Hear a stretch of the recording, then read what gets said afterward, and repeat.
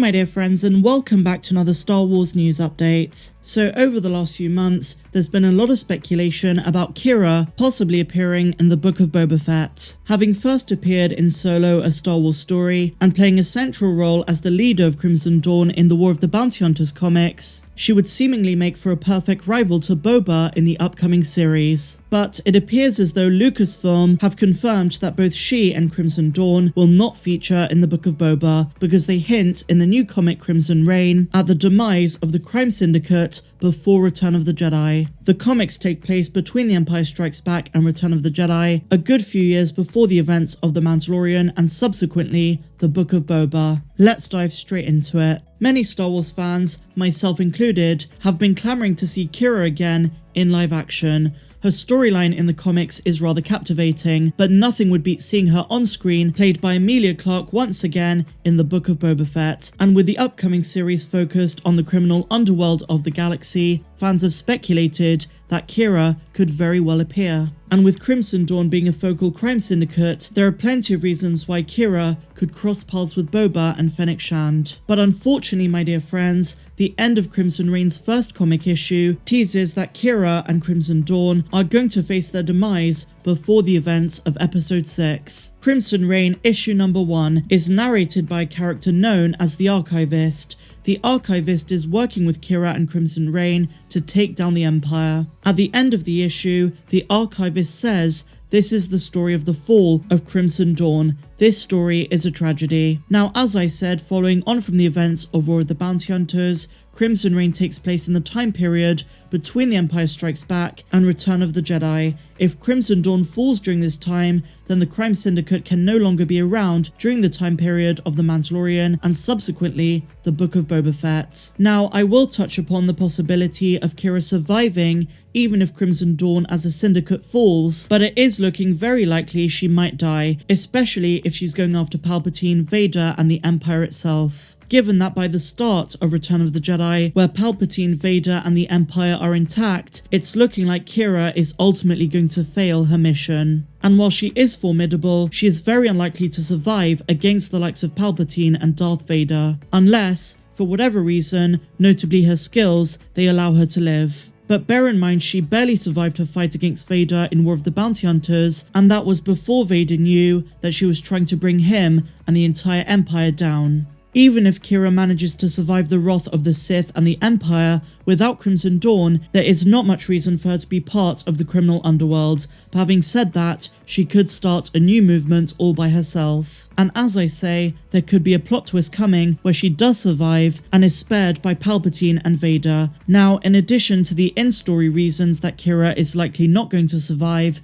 there is also the issue of timing. Crimson Reign issues 2 to 5 and the entirety of Qi'ra's next comic series, The Hidden Empire, will be coming out after season 1 of the Book of Boba Fett. As such, it seems unlikely that Lucasfilm would spoil Qi'ra's survival in a TV series before finishing her trilogy of comics. In fact, these comics have more room to use Qi'ra because she is not part of any of the Disney Plus shows taking place after Return of the Jedi. If she does survive to the end of the Crimson Reign comics and subsequently the Hidden Empire, then there is the possibility, if the Book of Boba Fett has more than one season, that she might appear in season 2.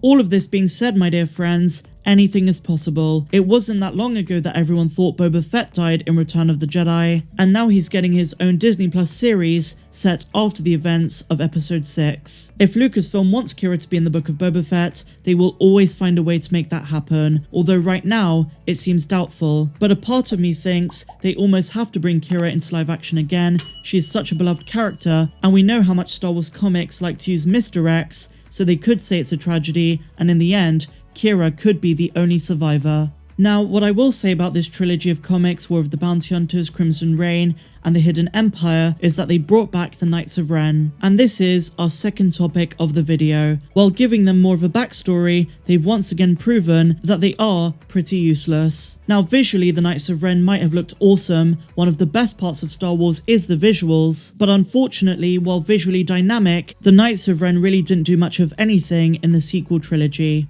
But thanks to the comics, especially Crimson Reign, they are getting their time in the spotlight. But unfortunately for them, much like in the sequels, Charles Soule does not paint the Darkseid group in the most flattering light. In the sequels, the Knights of Ren served Snoke and then Kylo Ren until Sidious proved himself to be their true master in The Rise of Skywalker. At the time, they made the unfortunate and foolhardy choice of challenging Ben Solo, who quickly terminated them with his lightsaber. That, however, might not have been the worst decision they ever made.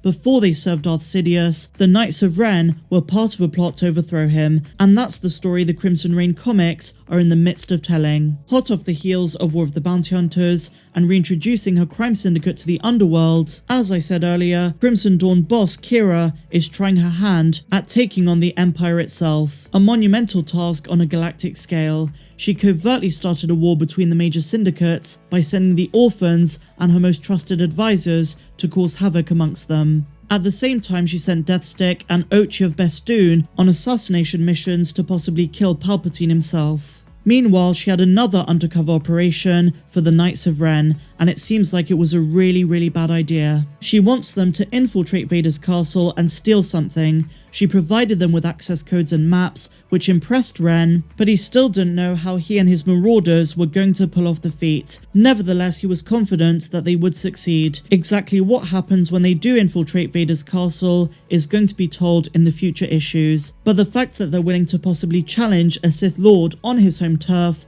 says a lot about their personalities, and the narrator even comments on them by stating they're brutish and terrible. Sufficiently proud, strong and foolish enough to directly defy the Sith. And let's be honest guys, they're not going to succeed. Now, I spoke about this in a previous video, but Crimson Reign issue number 1 also canonizes Prince Xizor, ruler of the criminal Empire Black Sun, and one of the most important villains in the old expanded universe. Star Wars has brought him back. The story is set close to the same time period as Shadow of the Empire, with Qi'ra attempting to provoke the Empire into conflict with the various crime syndicates by turning them all on one another. She targets Black Sun in particular, conveying messages for the attention of Prince Xizor. Go check out the video where I speak about it. It should be up there on the top right. So click that link if you want to see that video. It's right at the end of that news update, and we speak about why he mattered in Shadows of the Empire and why it's so significant that he's being brought back into canon. But otherwise, my dear friends, that brings us to the end of this video.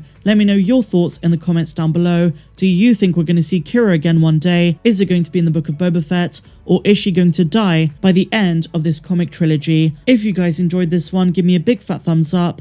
Make sure to subscribe to the channel if you're brand new, and a massive welcome if you are. And why not consider becoming a patron? You contribute to the channel while also getting access to the Discord server and videos that are not found here on YouTube. But otherwise, may the Force be with you all. Have an amazing day no matter where you are in the galaxy. I'm Star Wars Meg, and I'll see you in the next one.